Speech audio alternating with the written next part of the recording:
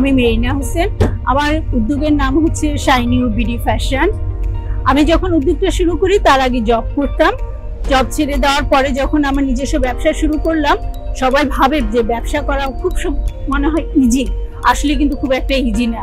যখন শুরুতে ব্যবসা শুরু করেছি, মেলাগুলোতে কাজ করেছি বিভিন্ন, তারপরে অনলাইন প্ল্যাটফর্মগুলোতে কাজ করেছি, কিন্তু দেখেছি মানুষে খুব বাজে কমেন্টস করতো। আমরা যখন বেচা কেনা করতাম মানুষ মূল্যায়ন করতো না, তখন খুব শাই ফিল করতাম এবং নিজেকে খুবই খুব ছোট মনে হতো, কাস্টমার ডিল করতে পারতাম না। এরপরে যে বিভিন্ন মাধ্যমে জানতে পারলাম যে কোহর্টে ট্রেনিং করাচ্ছে।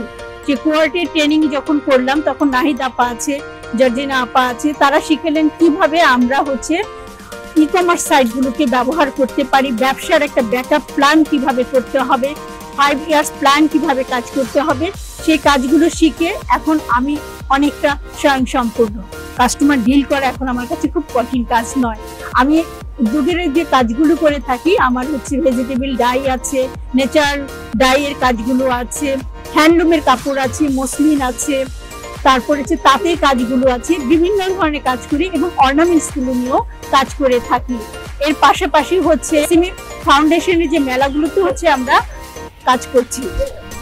WSME তে আমি রেজিস্ট্রেশন করেছি, আপনারাও রেজিস্ট্রেশন করবেন। সাকসেস কিন্তু এমনি আসে না।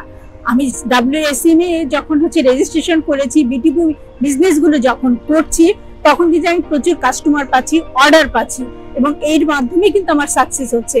আমি অন্যান্য উদ্যোক্তাদেরও বলবো আপনারাও রেজিস্ট্রেশন করেন WSME, তাহলে দেখা যাবে যে আপনারা আমার মতো একসময় সাকসেসফুল ব্যবসায়ী হবেন। বিটিপি ব্যবসা ছাড়া কিন্তু কোনো উদ্যোগী কিন্তু উদ্যোক্তা হতে পারে না। ভালো ব্যবসায়ী হতে হলে আপনাকে বিটিপি ব্যবসায় আসতেই হবে। ধন্যবাদ।